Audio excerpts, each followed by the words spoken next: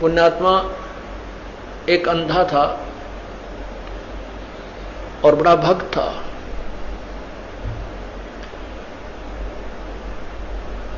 बड़ी साधना करा करता था। एक बार उसको दस्त लग गए, पेचिस लग गए, उसको लूज मोशन हो गए। और लूज मोशन इतने हो गए, उम्र भी उसकी अच्छी हो गई थी, 60-70 के आसपास। इतने लूज मोशन हो गए कि वो समझ गया ना कोई दवाई काम करे। तो उसको पता लग गया कि अब तेरा जाने का टाइम आ गया है, अब नहीं रह पाएगा। इस दृष्टिकोण से उसने सोचा यहां क्यों दुखी करा, कोई एक आधा व्यक्ति टूटा फूटा हुआ है, यो कपड़े धोने में लग गया रहा है। तो उसने सोचा कि जंगल में जाकर के इस शरीर को त्याग दूंगा, वहीं मर जाऊंगा, 1-2 दिन में भूखा प्यासा, दस्त लगी रहे हैं, खत्म हो जाऊंगा, और वहां इस 100 को कोई पशु पक्षी खा पी लेंगे, उसको उनका उद्धार हो जाएगा। इस दृष्टिकोण से वो महात्मा जंगल में बहुत गहरा चला गया, बहुत गहरा,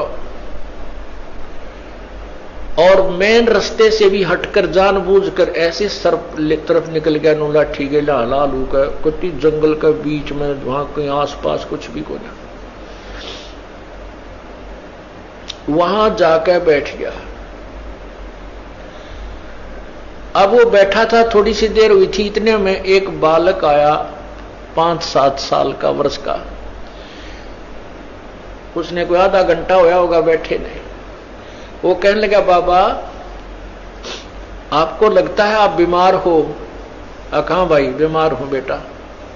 आप कहां से आ गए? यहां बच्चे को बोला है। बोला यहां हमारा मकान है, यहां हमारी आश्रम है, हमारा घर है यहाँ पर थोड़ी सी दूरी पे। और बाबा ले ये खिचड़ी खा ले, आपको दस्त लगे हैं, मेरी माँ ने बना के दी है, रोटी खा, अब खिचड़ी खा ले। ओ बोला, ओ बेटा ला, भूख लगी है। अब बाबा उस सूरदास ने वो खाना खा लिया, खिचड़ी खा ली।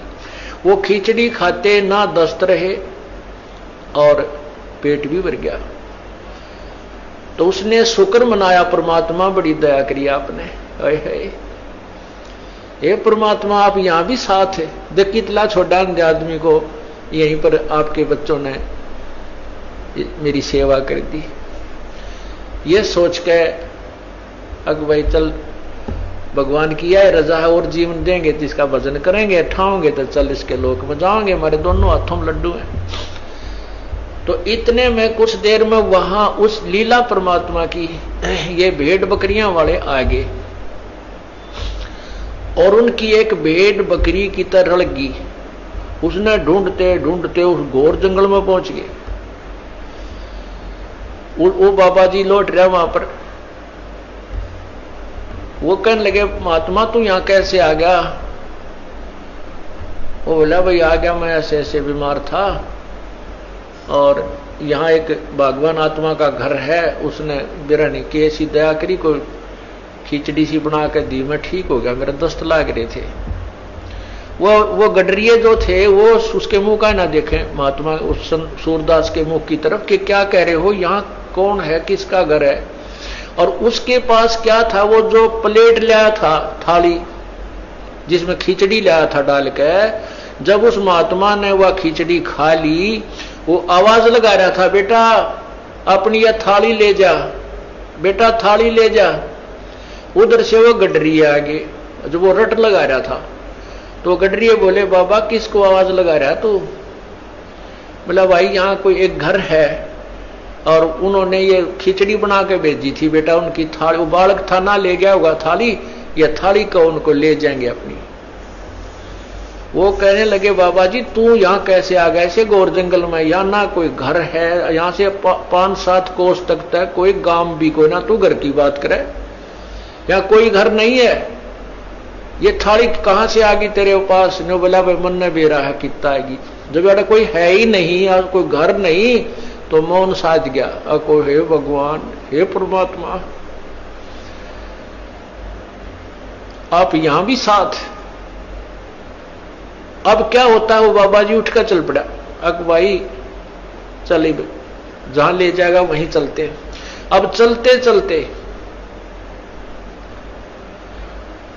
वो जा रहा था कि आगे एकदम गड्ढा था। वो गड्ढा ऐसे स्टाइल में था जय वो स्पीड उसकी इतनी थी बाबा जी की कि वो लाठी थोड़ी टेका था, कदम गणे दर था। इसी उमंग सी हो रही थी, कोई है भगवान आज मेरा जीवन दान कर दिया भगवान, इस उमंग में चल रहा था। तो ज्यों ही वो गड्ढे में गिरने को हुआ तभी एक व्यक्ति ने उसका हाथ पकड़ के और उल्टा ले लिया। ने बोला बाबा आगे इतना जबरदस्त गड्ढा है, तुम गिर के मर जाता, वापस हो ले, ये रास्ता ठीक नहीं। तो उस संत ने उसके बचाने वाले का पैर पकड़ लिया, नो का नो नीचे एकदम पैरा में गट गया। नो बोला परमात्मा जब तक निकल गए थे मेरे हाथ से, आज नहीं छोड़ू तेरे, जब तुम वो पहचान नहीं सका आपको आज नहीं छोड़ू, मन मत बकावे। नो बोला बाबा क्यों मेरे घर पड़ गया, मैं तो एक राह चलता आदमी हूं और ये तो सूत बैठ गया, तू मर रहा हो, मैं भगवान ने भेज दिया यहां तेरे को बचाने के लिए। नो बोला ना, एक बार धोखा खास गया सूरदास, दूसरी बार नहीं। और फिर उसने छुटा लिया वो पैर हाथ। नो बोला छोड़, तू मेरे गले पड़ गया। जब वो कहता है, कहने लगा कोई बात नहीं, तू सारी सृष्टि का मालिक है और मैं बोधा जी तेरा मेरा के मुकाबला है कि मैं तुझे पकड़ सकूं, लेकिन सूरदास के दिल ते निकल जा जब देखूं किसा बलवान तू। नो बोला हीना जान के कमजोर निर्बल जानो और पैर छुटा गया है, अति बलवान तू है, सर्वशक्तिमान तू, लेकिन सूरदास के दिल ते निकल जा जब जानू किसा बलवान तू। कहते हैं उसी समय उसके दिव्य भी वो दृष्टि भी खुल गई और भगवान ने सामने दर्शन दिए, जिस भी रूप में वो पूजा कर रहा था। अब देखो पुण्यात्माओं, परमात्मा पूर्ण ब्रह्म कबीर परमेश्वर इस भक्ति काल तक इस जीव को लाने के लिए, भक्ति की आस्था बनाए रखने के लिए सोचल छिद्र करता है।